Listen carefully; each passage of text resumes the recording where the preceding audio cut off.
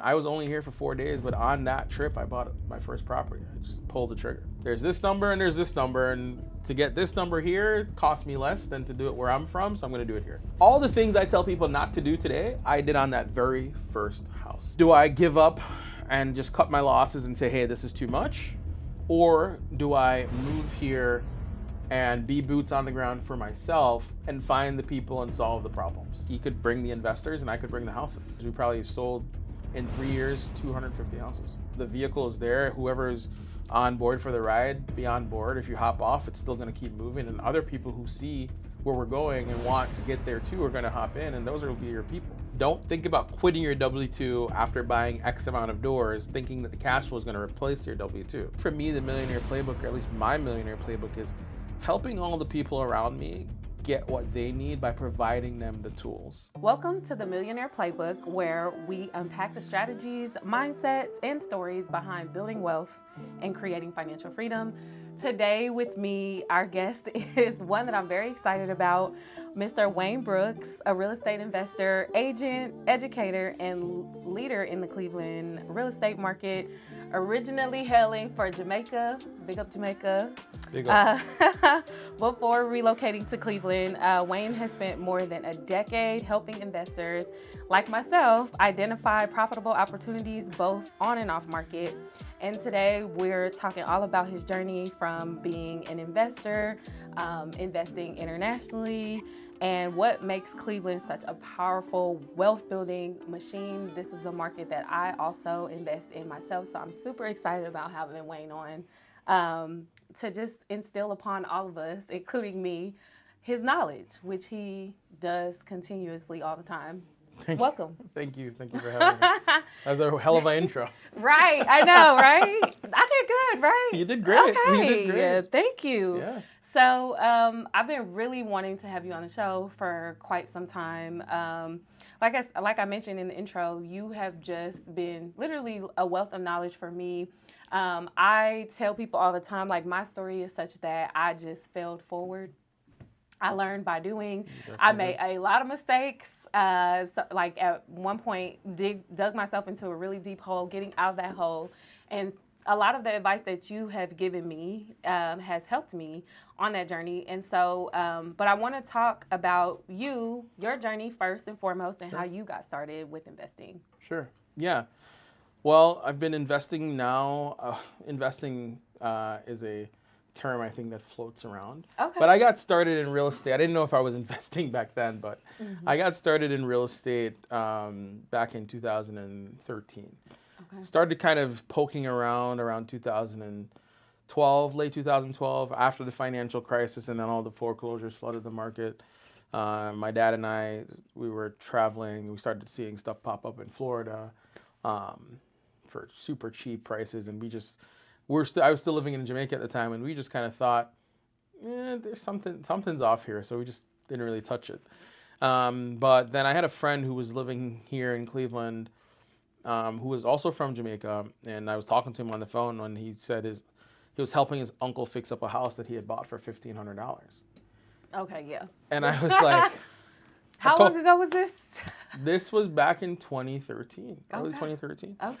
I've told the story on multiple podcasts, but it's like, when I heard that, I think something just kind of immediately like clicked, like a whole house for $1,500. Like I had to like see it for myself, right? So I think a couple weeks after that, I hopped on a plane and flew to Cleveland and drove around the city, tried to get a feel of the area, meet some people. And I was only here for 4 days, but on that trip, I bought my first property. I just pulled the trigger. Really? On a property, yeah. Okay. So I guess that was the next question, like, why Cleveland? So was it pretty much because you had a friend here that was doing it? Or? Yeah, but it was also like, I think it reigns true today. It's the price to rent ratio in Cleveland. You know, when I asked him, like, okay, how much is he going to be all in to that house that he's fixing up? And at the time, his uncle would have probably been all in for like $20,000. And then he was going to rent it back then for like $600. But those numbers were great in my opinion. Like, you know, so like the price to rent ratio made sense. Like I knew what it would cost to buy a piece of property in Jamaica and rent it. Like, cause my dad was doing that, you know, He wasn't like doing it full time, but he was a business owner, Mm-hmm. and he would take his capital and buy real estate, right, as like Okay. an investment. Okay. So when I looked at, so I always kind of had ambitions to do the same thing. Mm-hmm. So when I looked at what it would take me to do that there, I'm like, man, like I could do that over here.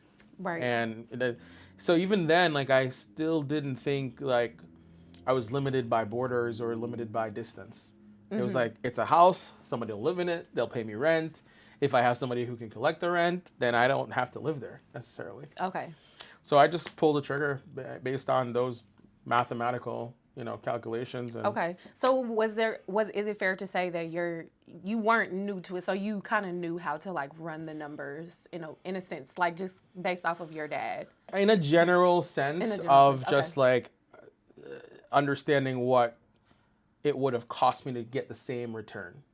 Okay. Like, what would I have to pay in Jamaica to get $600 a month versus what I have to pay here to get $600 a month? So it wasn't really like running super deep numbers, right? Okay. Not like we're running today. I didn't know what ARV and none of that stuff meant back then. But all I knew was there's this number and there's this number, and to get this number here, it costs me less than to do it where I'm from, so I'm going to do it here. Wow. Okay. And so you bought your first deal. How did you end up like moving here? Interesting story on that. It was because the first deal I bought was the deal that taught me the most lessons that I've ever needed. Okay. Because that house had name a problem, name a thing not to do, that deal was it. So I bought that house. It had back taxes. It had somebody else's mortgage. Had city violations. It needed rehab. Okay. Never used a title company. Paid for it just with a cashier's check. Was it an auction house or no? Okay. Somebody showed me the house. I was standing on the sidewalk. They said, "You want it? Yeah, go to the bank, get the check. I'll give you this deed. Okay. You take it downtown. You give it to this person, and it'll be yours." That is insane. Yeah. Okay. So quit claim deed. Yeah. All the things I tell people not to do today, I did on that very first house. Okay. And the story, it's a pretty extensive one, but Right. Okay. And so now fast forward to today, you have 31 units.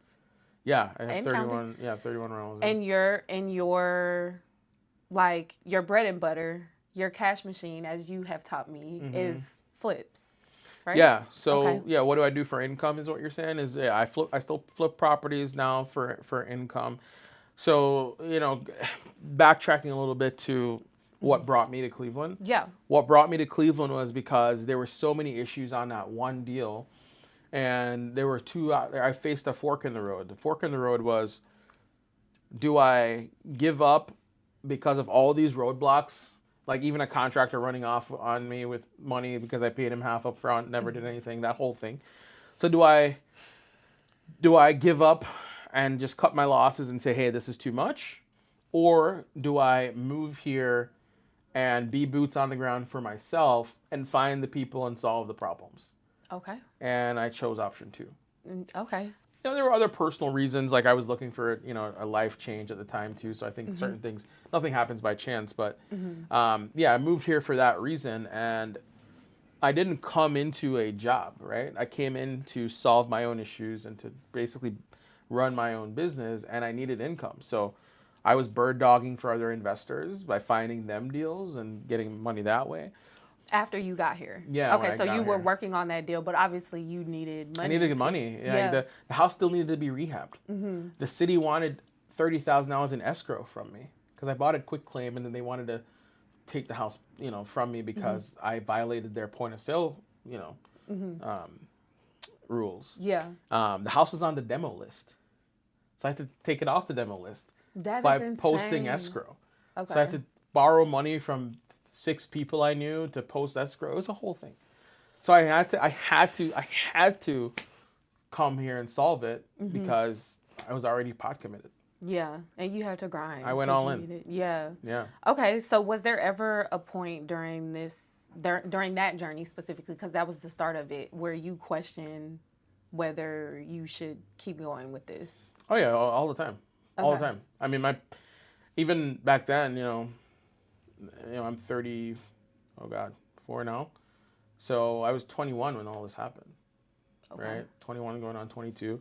I just had my first son. And my parents both were like, just admit that you made a mistake and, you know, go back home. And my dad was running a business, so he's like, you can always, you know, come back and work here. Or my mom was like, hey, see if you can find a job. And I just shut everybody out. On, you know, even if they're watching this, like they know we've talked about it. I just kind of shut everybody out and decided, hey, I'm gonna do this thing, win, lose, or draw, and I had to just go to work. You know, so that's what I did, right? And thank God back then it was still easier to get started and find traction because there was not the level of competition and I would say notoriety that Cleveland has now. Like Cleveland's on the map now. Back then nobody knew about Cleveland. So it was just like, you know, untapped and I could dig my way out of a hole. Okay. But yeah. Okay. So when you got here, like basically to sustain your cash machine, you said bird dogging? Yeah. Okay. Yeah. So talk to me about that journey and like how that has evolved to like what your bread and butter is today. Yeah, it's a good segue into that because one of my good friends today, very, very good friend of mine, I met him on Craigslist, believe it or not. I don't know Craigslist. What? Like just you were looking for friends on Craigslist? No, I was Craigslist was actually where I was finding deals. Okay. And there was a moment that I gave up on my deal that I told you I came to fix. I gave up, like I really did give up, and I posted it on Craigslist.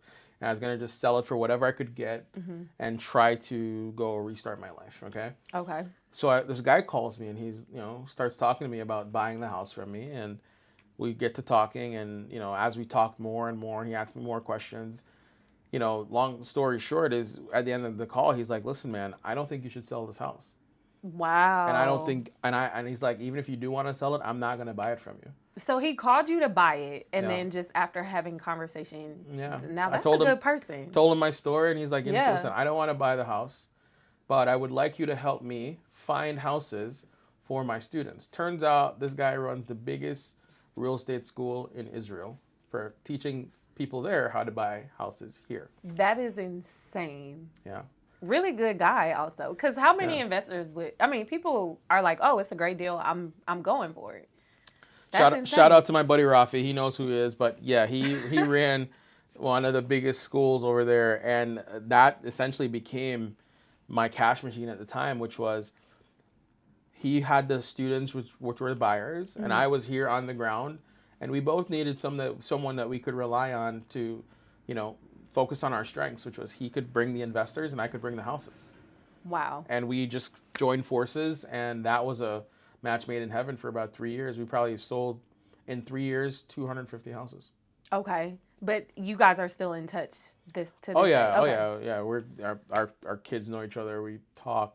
It's like he's like a best friend. That is insane. You met your best friend on Craigslist. Two of my best friends I've met on Craigslist. That's insane. 10-year relationships, yeah. That's crazy. Maybe I should try posting some houses on Craigslist. Even the guy that picked me up in Cleveland. I'm like, I didn't know people still use Craigslist. It's kind of faded out now. Yeah, it's kind of sketch. Yeah. Sometimes.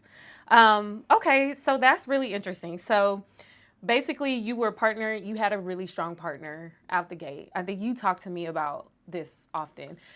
And I think we talk often about like just my trust for people. I know, I understand. My trust, I have trust issues, and I think it's a part of like just the failing that I've done. Yeah. I've put trust in people. I've been disappointed constantly, but I'm at a point in my journey right now where it's like, okay, Rome was not built in a day, but it also was not built by one person. Yeah.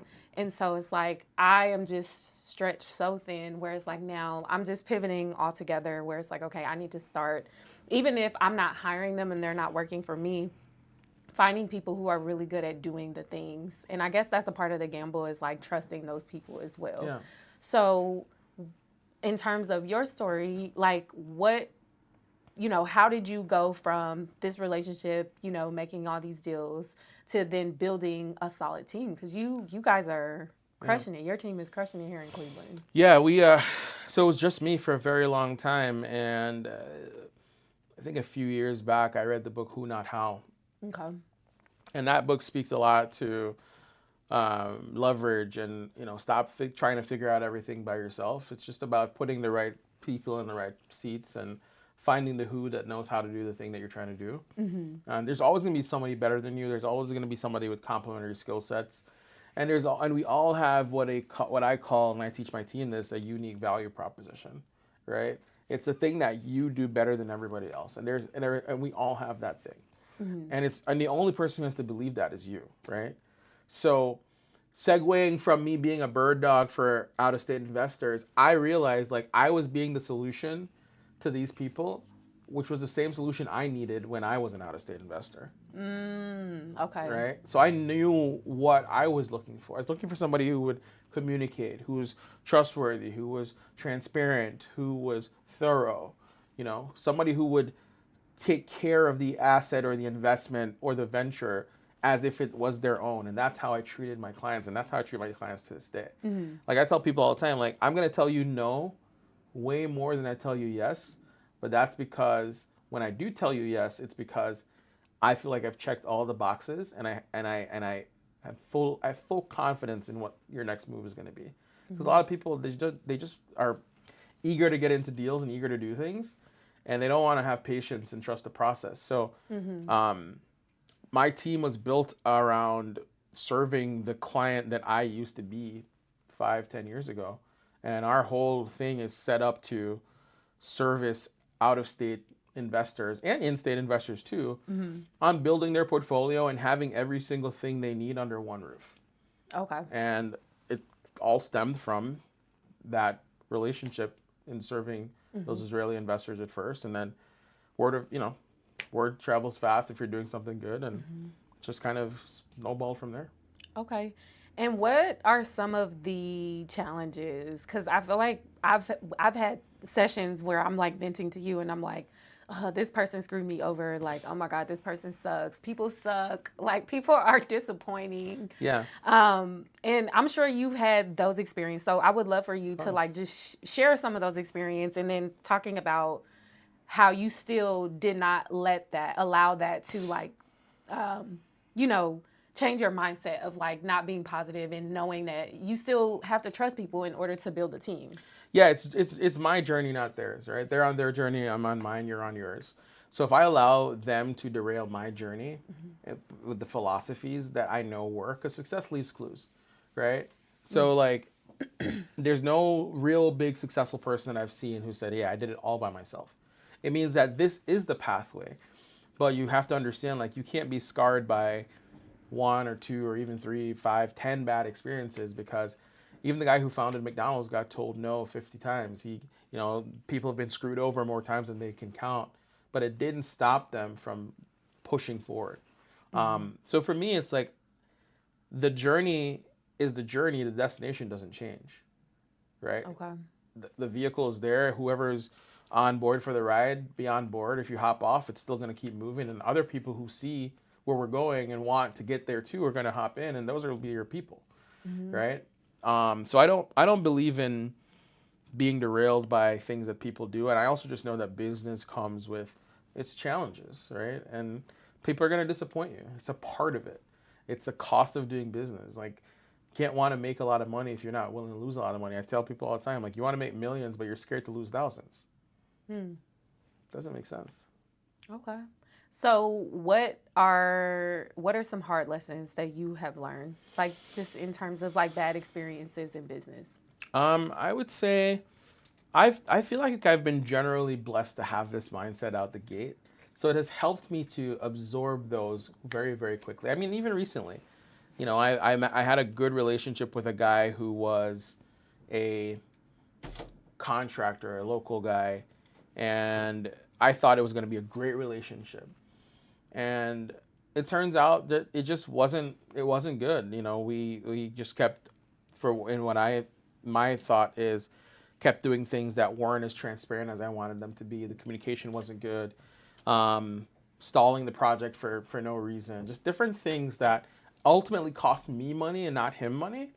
And to me, that tainted that relationship. It's not somebody that I ever plan to work with again. But I just took it as a learning lesson. And I looked back and it's like watching film after you lose a game, like a sports analogy, right? Mm-hmm.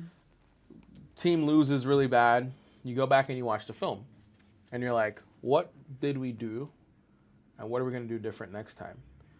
You can't change the fact that you still have to play the game the way the game needs to be played. Mm-hmm. You're still going to play another team, right?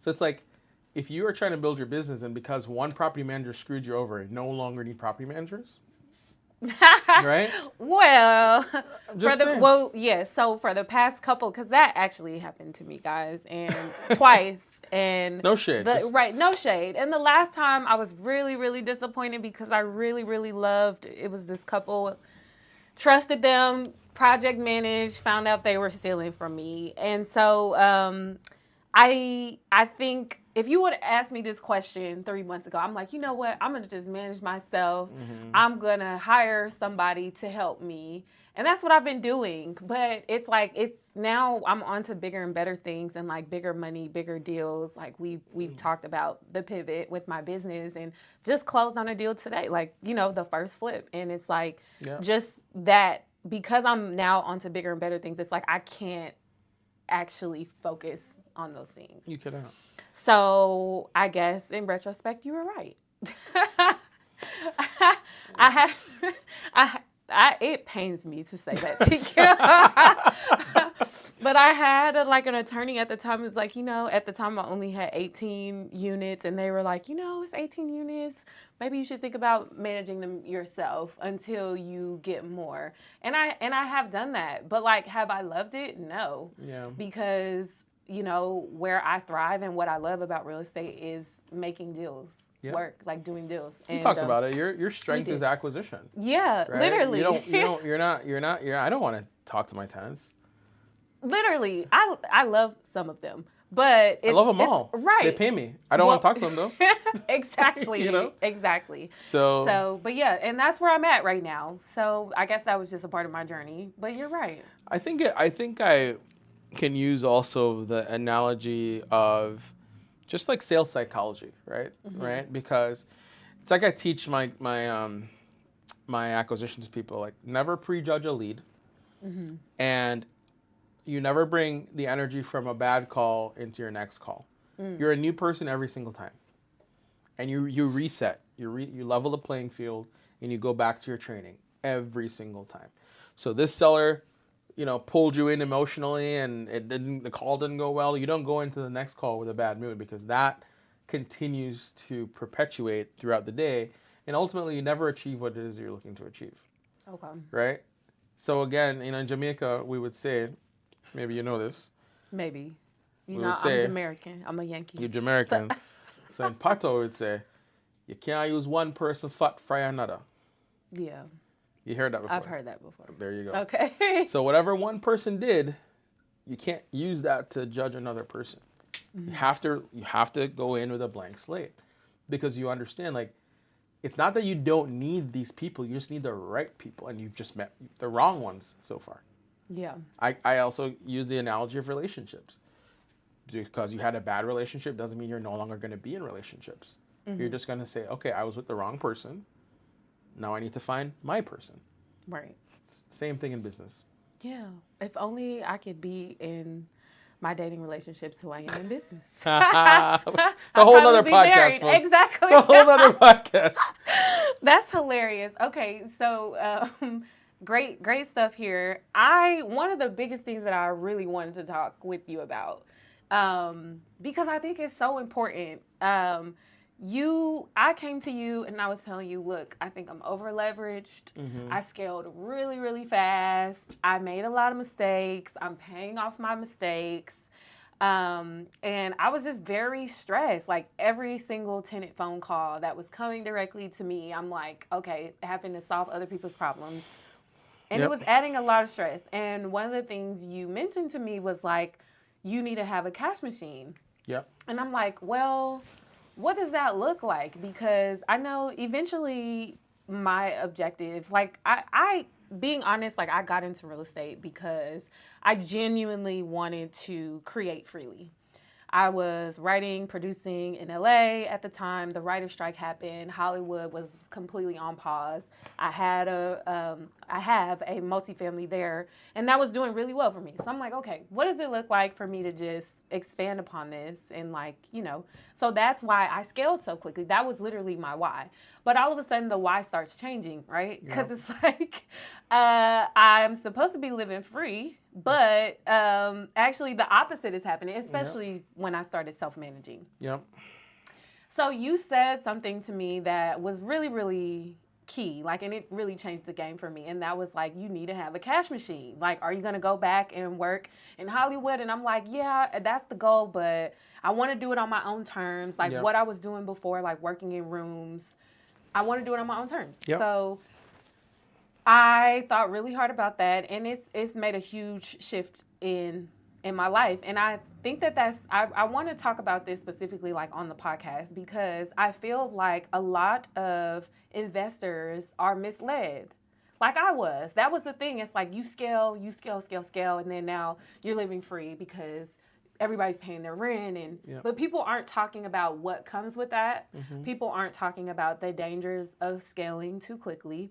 People aren't talking about the importance of mentorship and guidance while you're doing it, the right guidance, because there's a lot of like fake gurus out here that will take your money, but won't necessarily guide you quickly. So I would love for you to touch on that, like the cons of scaling too quickly, and what you told me about, having a cash machine. And investing in real estate secondary to that cash machine.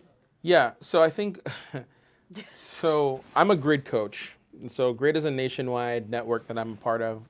I'm a co-owner of the Cleveland chapter of that. We have about 39,000 members now, I think, nationwide.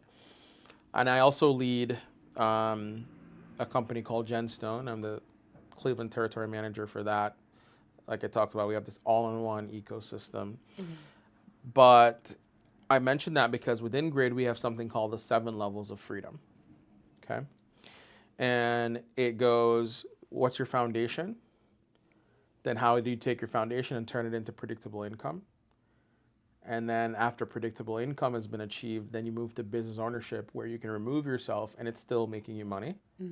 Then you move to investing that capital that you're making from your business, right? Then you can focus on an expansion model, where how do you take all this that's already working so well and expand on it? And then you go to the level of leadership, where it's how do you not only just expand, but turn people into actual, think about it almost like franchising. And then once you've done that, then you get to the ultimate level, which is impact, right? And there's many people in our marketplace that you can say are at that level of impact. It's not just a net worth, but it's a effect that their business that they've built now has on other people, right? But what I find is level 1, 2, and 3 is where we call your cash machine, where you know what it is you're doing, you're focused, you have the identity of a business owner, and you're doing predictable activities all the time, everything from marketing to conversion to sales, and that's spitting off cash every single month. And then you've installed now people and processes into that to get to the level of business ownership. Those 3 levels wrapped together is what we call your cash machine. Most people jump straight to level 4, which is the investments, which is where you buy rentals and all these things. But rentals are for long-term wealth building. And I don't think people understand this. You don't buy rentals for income today, because they're never going to pay you today. The money that you collect today will go back into that house eventually. Because the only way your portfolio is going to be worth what you want it to be worth in 20 years is if you keep reinvesting the capital it spits off back into it. Capital upgrades and maintenance and turnover, and like what it's supposed to do is it's supposed to sustain itself, not sustain you. Okay. See, and a lot of investors don't talk about that. They don't understand that. Okay. So that's why you need a separate cash machine or a business. Like, don't get it confused. A cash machine is just a business, right? Or it's something that pays you every month. That's not rental income, right? And essentially, the only thing is once you set up a business that's making you 5, 10, 15, 20, 50, 100, whatever it is that you can scale it to a month, once you've done that right, and you're living below your means, or you're making more money than it costs you to live the life that you want, then your surplus funds now get deployed into investments. And investments are not just rentals. Investments can be residential rentals, could be triple net leases on commercial like you want to do. Investments could be stocks. Investment could be buying other businesses. There's many things that we can consider investments. Gold, you name it, right?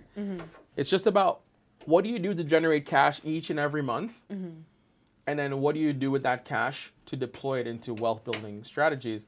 And if you put the wealth building strategies first by buying a bunch of rentals, what happens is you can actually go to zero much faster than you think, because it takes a lot out of you. And then you find that you can't even find money to live, because either the portfolio is not sustaining itself and you have to put money into it, or you're so caught up in maintaining the portfolio that you can't find time to maintain or to build or maintain anything for your personal day-to-day living.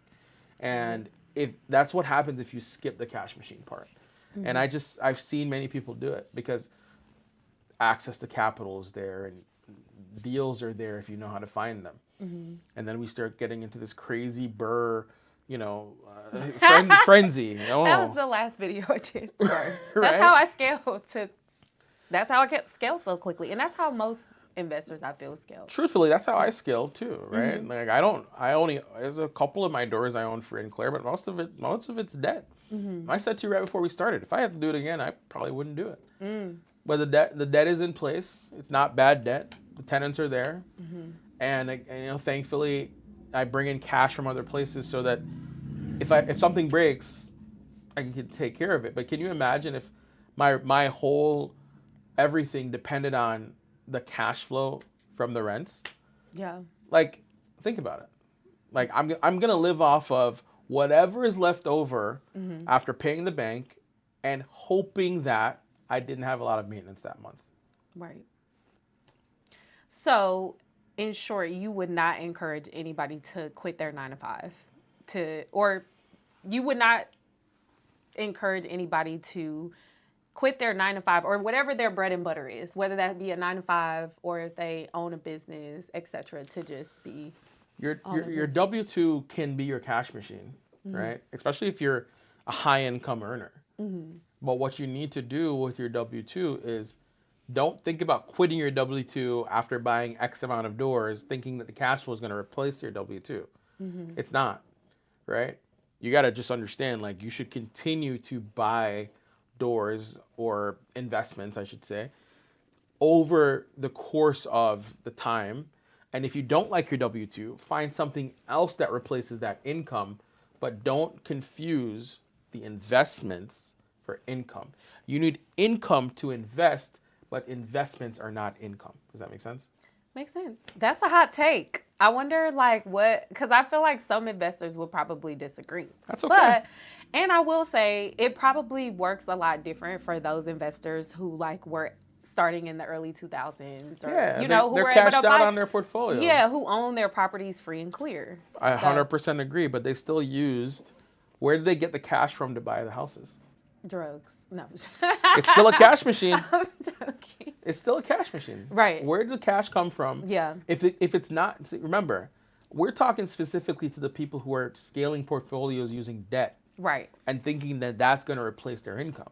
Right. But if somebody has a portfolio with no debt, that means they already have somewhere they're getting cash from, and they're plowing it into this portfolio. That's right. Simple. Okay. It doesn't debunk what I'm saying. Okay. So for those people who at one point, that was me, where I'm like, I don't know what my cash machine is going to be, because, going back to Hollywood looks a lot different. Now I'm working on doing my own thing, building my own brand. Yeah. And obviously that's proud of you. Thank you. But it's going to take time for me to start, remonetizing again and such. And so with that being said, where's a good starting place for people who maybe are like me and scaled really quickly and are looking for something else, or maybe even wanting to quit their 9 to 5, but they want to keep investing? Yeah, I would say you have to find, again, it goes back to identity and it goes back to foundation. It goes back to level 1 of the 7 levels. It's about finding, I know we also talk about, finding your why, and some people think that this is like, but it's very important for you to first know why you're doing all of this. And then there's a concept called your ikigai. I don't know. Yeah. School me on this one. Yeah. It's kind of like, it's like 4 circles, and I forgive me if I don't remember all of them. It's kind of like, what do you love to do? What's in demand? What will people pay for? And something else. But like right in the middle there is kind of like your unique ability. It's an intersection of passion with profit, with economic demand, with scalability, right? So once you figure that thing out, and AI, again, today is one of the best tools that you can use to ask AI to pull things out of you, right? But also just getting a coach too, not from just a life coach or a real estate coach, but like a business mentor is something that's invaluable, because like you sometimes can't see it when you're in it. But when somebody can stand on the outside, interview you, and help you, guide you to the answers that are probably already inside you. You just can't find them, but they give you exercises, or we give you examples or whatever. That alone can help you to identify, okay, this is what my cash machine can be. Like I told you before, like you've said it multiple times. I don't like managing tenants, but I love talking to sellers. I love planning the deals. I love negotiating the deals. You're a natural born salesperson, right? But you're also a creative. So it's like how do you intersect your passion with what you're naturally good at, and turn that into a monetization tool, right? Yes. Exactly. Okay. So it's different for everyone, but I think people need to start to realize like we all have that thing, and we just have to find it and turn that. So for me, I found that it was really like, I love sales and acquisitions for sure, but I also love coaching, right? I do love coaching, and I feel like I've done enough to then help other people to get over certain humps. Okay. Right. So like I love being a great coach, and I love being a team lead, coaching my agents on how they can become investors themselves, and doing that whole thing, and we make money from it. Okay, awesome. So, on that note, like, so what does financial freedom look like for you? Financial freedom, I know it's like a generic response, but I don't have a number. I really don't. Okay. I really don't have a number, because I think every time I think every time I will set a number and I hit that number, then the number bar gets bigger. just keeps going up. So I think financial freedom is kind of a limited look. I think freedom overall is when I think that I've gotten to level 7. Okay. Which is having true impact. Because after a while, no matter what, you don't need more money. There's people like somebody said it the other day, like, if I'm worth 100 million, I can live the same life as if I was worth $1 billion. Because there's no big difference between what you can afford at $1 billion versus what you can afford at 100 million. At 100 million, I could still have a jet. I could still have a yacht. I could still have a mansion. I could still do all these things. I could, I might not be able to buy a basketball team, but maybe that's not in my ambition, right?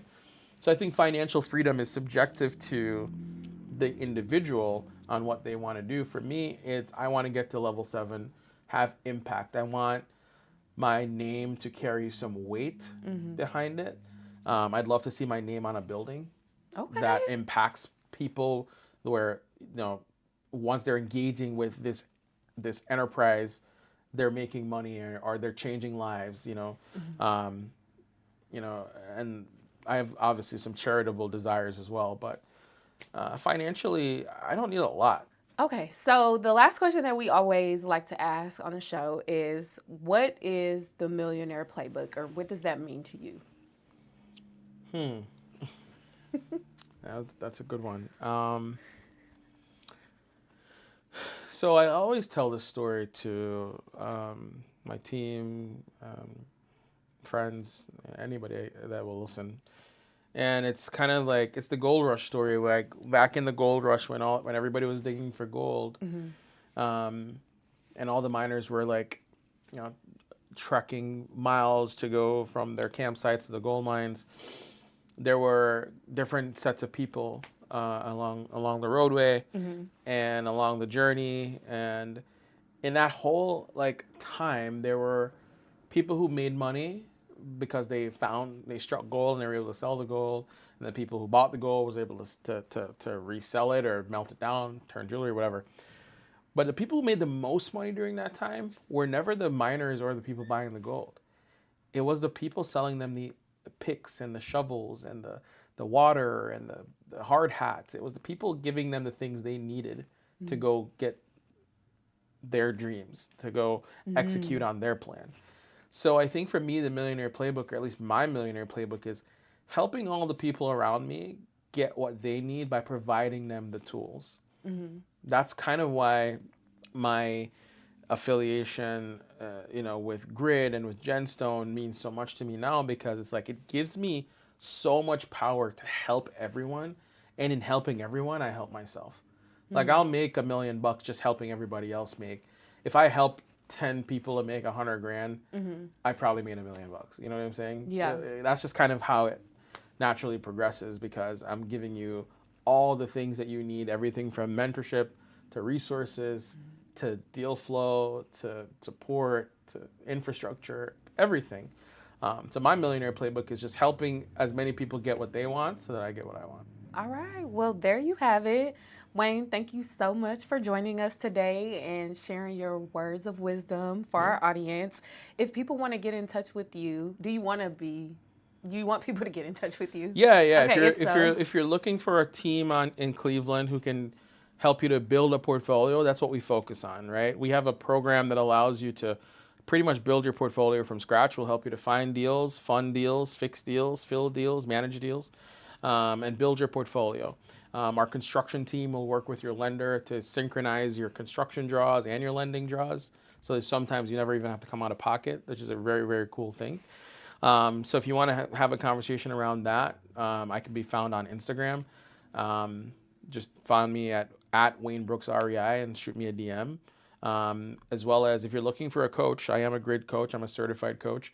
So if you want to have a conversation around your business, kind of seeing what level you're at and how I can help you to go from where you are to where you want to be, shoot me a message there as well, coach, or just say hello, and I'd be happy to have a conversation. You can also go to my website, waynebrooksrei.com, and feel free to book a consultation call there. And I'd be happy to help anybody that watches the show. Stay ready so you don't have to get ready. I love it. I love it. And as always, thank you guys so much for tuning into the Millionaire Playbook.